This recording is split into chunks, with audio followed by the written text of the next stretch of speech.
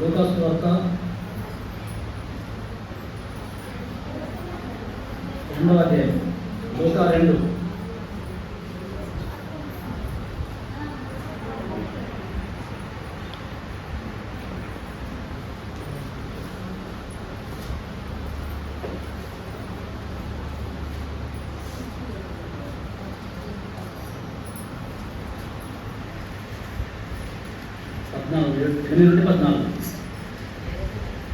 లూకా సువార్త 2వ అధ్యాయము 8 నుండి 14 వచ్చిన వరకు మనమందరము కలిసి చదువుకుంటాం. లూకా సువార్త 2వ అధ్యాయము 8 నుండి 14 వచనాల వరకు అందరం కలిసి చదువుకుంటాం. ఆ దేశములో కొందరు గొర్రెల కాపరులు పొలంలో ఉండి రాత్రి వేళ తమ మందను కాచుకుంటుండగా ప్రభువు దూత వారి యొద్దకు వచ్చి నిలిచాను. ప్రభువు మహిమ వారి చుట్టూ ప్రకాశించినందున వారు మిక్కిలి భయపడేది. అయితే ఆ దూత, భయపడకుడి, ఇదిగో ప్రజలందరికీ కలగదు మహా సంతోషకరమైన సువార్తమానము నేను మీకు తెలియజేస్తున్నాను. దానిని బట్టి నేడు రక్షకుడు మీ కొరకు పుట్టి ఉన్నాడు. ఈయన ప్రభువైన క్రీస్తు. దానికి మీ కానవాలి. ఒక శిశువు కొద్ది గుడ్డలతో చుట్టబడి ఒక తొట్టిలో పండుకొని ఉండటం మీరు చూచదరని వాళ్ళతో చెప్పాను. వెంటనే పర్వత సైన్య సమూహము దూలతో కూడా ఉంది. సర్వోన్నతమైన స్థలములో దేవునికి మహిమయు ఆయన ఇష్టలైన మనుషులకు భూమి మీద సమాధానము కలుగుగాక అని దేవునికి స్తోత్రం చేయుచుండెను. యోహాను సువార్త 4:24 అందరూ కలిసి చదువుకుంటాం. గట్టిగా చదవండి. దేవుడు ఆత్మ కనుక ఆయన ఆరాధించేవారు ఆత్మతోనూ సత్యముతోనూ ఆరాధించబడిన నేను ప్రార్థన చేసుకుందాం. దేవుడి వాక్యాన్ని విడిచిపెట్టుకుంటాం. పరిశుద్ధుడా, ప్రేమ కలిగిన తండ్రి, వందనాలైనా ఈ పాద సన్నిధిలో నిలిచి ఉన్న నన్ను కేవలం త్వరగా మాత్రమే నన్ను వాడుకొని పరం నుండి ఇటువంటి జ్ఞానం చేత ఈ దివ్య వాక్కు ప్రసాదింపచేయమని, కేవలం నోటి త్వరగా మాత్రమే నన్ను వాడుకోమని దీనుడంగా తగ్గించుకొని వేడుకుంటున్నాను తండ్రి.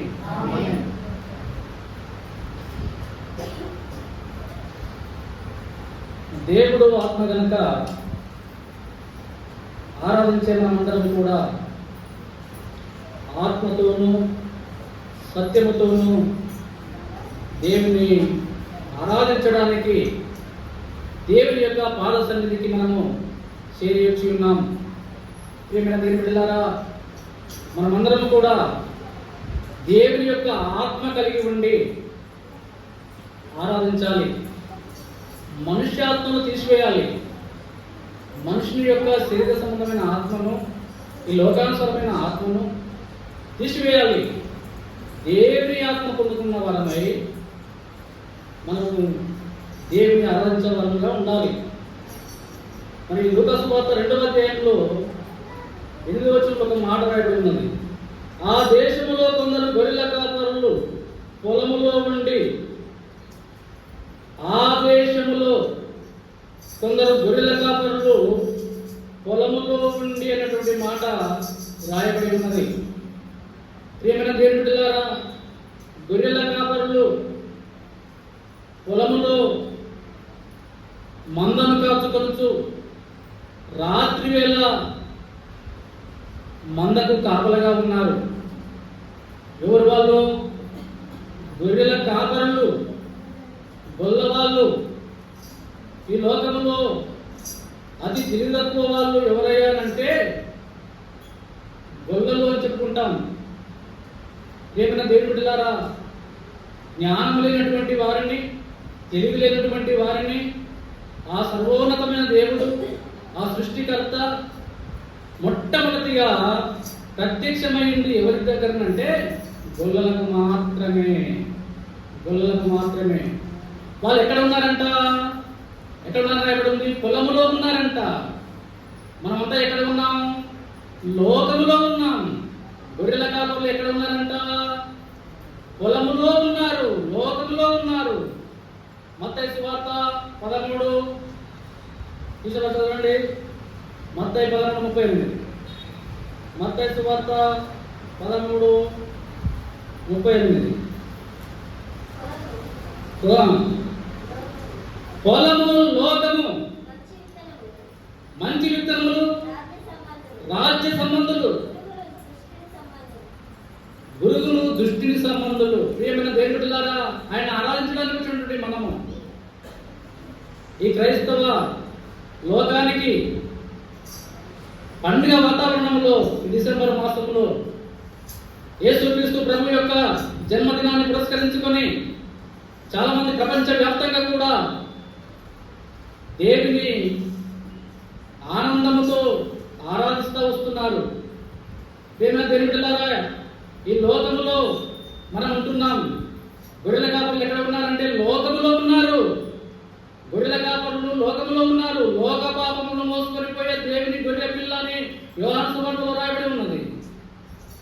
ప్రియమైన దేవుడిలారా, లోక పాపమును మోసుకొని పోయే దేవుని గొర్రె పిల్లగా ఈ లోకానికి వచ్చినాడు. ఏ లోకానికి వచ్చినాడు? గొర్రెలు ఏ లోకములో ఉన్నారో, గొర్రెల కాపరులు పొలములో మందను కాచుకుంటున్నారంటే, పొలం అంటే ఏం చూసుకున్నాము? లోకము. గొర్రెల కాపరులు లోకములో ఉన్నారు. లోకంలో ఉన్నటువంటి గొర్రెల కాపరుల దగ్గరికి ఆ దేవాది దేవుడు సృష్టికర్త ఈ లోకానికి దిగి వచ్చినాడు. కన్య మరియమ్మ గర్భంలో ఆయన జన్మించి మొట్టమొదటిగా ఎవరికి ప్రత్యక్షమైనాడంటే దేవదూత ద్వారా ఆ గొర్రెల కాపరుల దగ్గరికి వచ్చినాడు. చూడండి, వచ్చి ఏమంటున్నాడు? చదవండి, 9వ వచనం. ప్రభువు దూత వారి వద్దకు వచ్చి నిలిచెను. ప్రభువు మహిమ వారి చుట్టూ ప్రకాశించినందున వారు మిక్కిలి భయపడి. ప్రియమైన దేవుడిలారా, ఈ లోకంలో భయం ఉన్నది. ఈ లోకంలో ప్రతి ఒక్క కుటుంబానికి భయం ఉన్నది. ప్రతి ఒక్క మనుషునికి భయం ఉన్నది. ఏదో రకమైన భయము, సంసార విషయంలో భయము, జీవించే ప్రతి జీవిత విధానంలో కూడా అడుగడుగున భయం ఉన్నది మానవునికి. దేవుని బిడ్డలకు భయం ఉండవచ్చా? దేవుని బిడ్డలకు భయం ఉండవచ్చా? భయపడకూడదు, భయపడకూడదు దేవుడు చెప్తున్నాడు. కానీ ఈ లోకంలో భయము ఉన్నది. ఈ లోకంలో రాత్రి ఉన్నది. రాత్రి అంటే చీకటి, చీకటి అంటే పాపము. ఈ లోకంలో పాపం ఉన్నది. ఈ లోకంలో చీకటి ఉన్నది. ఈ లోకంలో భయం ఉన్నది. చీకటిని, పాపాన్ని, భయాన్ని పారదోలడానికి సర్వోన్నతుడు, జగతికి రక్షకుడు, ఉన్నవాడు, అన్నవాడు, భూత భవిష్యత్తు వర్తమాన కాలంలో ఏకైకమైనటువంటి ఆ దేవాది దేవుడు భయపడే వారి కొరకు, పాపాన్ని తీసివేయటానికి కన్య మరియ గర్భములోనికి ప్రత్యక్షమవుతా వచ్చినాడు. ప్రేమ దేవుడిలాగా చూడండి, అమర చదవండి. భయపడకుడి, ఇదిగో ప్రజలందరికీ కలగవు మహా సంతోషకరమైన సువార్తమానము నేను మీకు తెలియజేస్తున్నాను. చూడండి, సువార్తమానం నేను మీకు తెలియజేస్తున్నాను. సంతోషమైనటువంటి ఓ కుటుంబీకులారా, సంతోషమైనటువంటి ఓ మానవులారా, ఏదో రకమైనటువంటి అహిత విచారాలు, ఏదో రకమైనటువంటి ఆందోళన, ఏదో రకమైనటువంటి అసమాధానము కలిగి ఉన్నటువంటి ఓ కుటుంబీకులారా, మీకు ఆనందాన్ని నింపడానికి వచ్చినాను, మీకు సంతోషాన్ని నింపడానికి వచ్చినాను. భయపడకుడి, భయపడకుడి. ఐహిక విచారాలు, అప్పుల బాధలు, అనారోగ్య పరిస్థితులు, అబద్ధాల విపత్కాల పరిస్థితుల్లో కొట్టు మిట్టాడుతున్నటువంటి ఓ మానవుడా, భయపడకుడి. మీరు ఇన్ని రోజులు భయపడ్డారు. ఇప్పుడు నేను వచ్చాను కదా, మీ దగ్గరికే వచ్చాను కదా, ఇక భయపడకండి. నేను మీ తండ్రిని, నేను మిమ్మల్ని కన్నబాడను. మీరు భయపడకండి. మీ హృదయంలో సంతోషాన్ని కూడా వచ్చినాను. నిజంగా సంతోషము, ఆ సంతోషం ఎక్కడితో చూడండి. లూకా సువార్త 1వ అధ్యాయం 40వ వచనం. లూకాసు వార్త 1:40. సమయం లేదు, తొందరగా ఆలోచించుకో. ఆయన తన దాసురాలి దీనస్థితిని కటాక్షించెను. చూడండి, ఆయన తన దాసురాలైనటువంటి దీనస్థితిని ఏం చేసినాడట?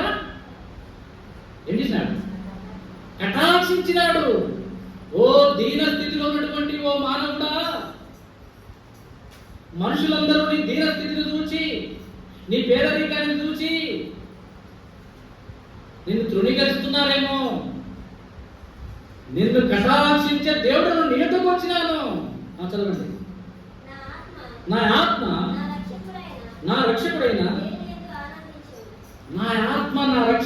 దేవుని యందు ఆనందించను. చదవండి. సర్వశక్తిమంతుడు నాకు గొప్ప కార్యము చేశాను గనుక ఇది మొదలుకొని అన్ని తరముల వారు నన్ను ధన్యురాలని అందురు. ఆయన నామం పరిశుద్ధము. ప్రియమైన దేవుని బిడ్డలారా, ఇలాంటి అనుభవం కలిగి మనం ఆరాధించాలంట. మనం కటాక్షించినాడు కాబట్టి ఆయన మనము ఆరాధించే వరంగా ఉండాలి. ఎలాగ ఆరాధించాలంట? పరిశుద్ధాత్మతో నిండినదై బిగ్గరగా ఎట్లనను. ఆ స్త్రీ అంటున్నా చూడండి, 41 వచనంలో 41. ఎలిసాబెతు మరి యొక్క వందనవచనము వినగానే, చూడండి, ఎలిజబెతు మరియమ్మ యొక్క వందనవచనములు వినగానే ఆమె గర్భంలో శిశువు గంతులు వేసిను. మరియమ్మలో ఏమి ఉన్నది? మరి మరియమ్మ యొక్క మాటలో ఏమున్నది? వచ్చినది ప్రైజ్ ద లార్డ్ అన్నది. ఆ మాట వినగానే ఎలిజబెత్ యొక్క హృదయంలో ఓ ప్రకంపన పుట్టింది. తన హృదయంలో ఉన్నటువంటి శిశువంట గంతులు వేస్తూ ఉన్నదంట. కారణం ఏమిటి? పరిశుద్ధాత్మ దేవుడు ఆ మరియమ్మలో నిండి ఉన్నాడు. పరిశుద్ధాత్మ మరియమ్మలో ఏమీ లేదు, కానీ మరియమ్మలో ఉన్నటువంటి దేవుడు, పరిశుద్ధాత్మ దేవుడు, దేవుని యొక్క ఆత్మ మరియమ్మను కమ్ముకున్న కారణాన్ని బట్టి మరియమ్మ వచ్చి ఎలిజబెతుకు వందనవచనములు చెప్పగానే ఆమె గర్భములో శిశువు గంతులు వేసేదిగా ఉంటున్నది. దేవుని బిడ్డలారా, మనము కూడా ఆయన యొక్క మాట వినగానే, యేసు యొక్క దివ్యమైన మాట వినగానే మన హృదయం ఏ విధంగా గంతులు వేయాలంట? దేవుని ఆరాధించడానికి గంతులు వేసేదిగా, ఉప్పొంగేదిగా ఉండాలి. ప్రియమైన దేవుని బిడ్డలారా, మరియమ్మ చూడండి ఏ విధంగా ఆరాధన చేస్తుందో. 46 వచనం. అప్పుడు మరియ ఇట్లను, నా ప్రాణము ప్రభువుని గణపరచుచున్నది. చూడండి, నా ప్రాణము ప్రభువును గణపరచుచున్నది. ఒకరికొకరు ఏకీభవించుకుంటున్నారు. ఎవరెవరు? ఎలిజబెతు, మరియమ్మ ఇద్దరు ఒకరికొకరు ఏకీభవించినారు ప్రభువులో.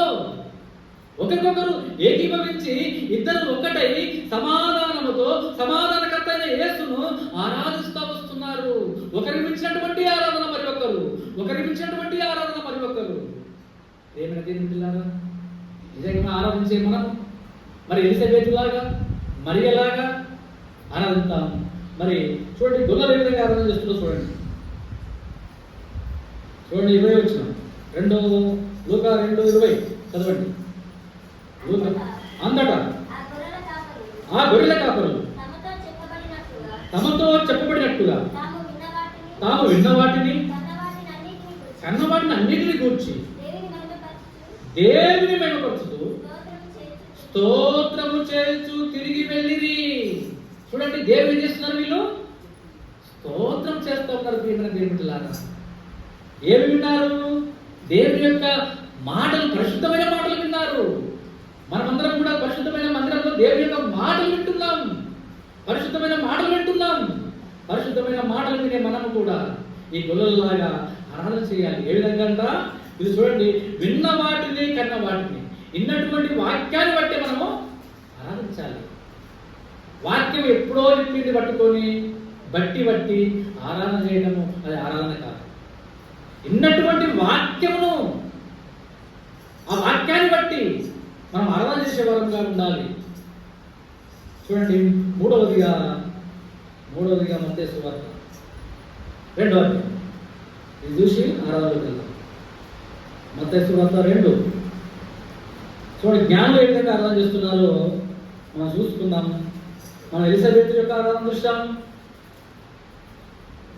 విశ్వాసం జ్ఞానులు ఏ విధంగా ఆరాధన చేస్తున్నారో మనం చూసుకుంటాం.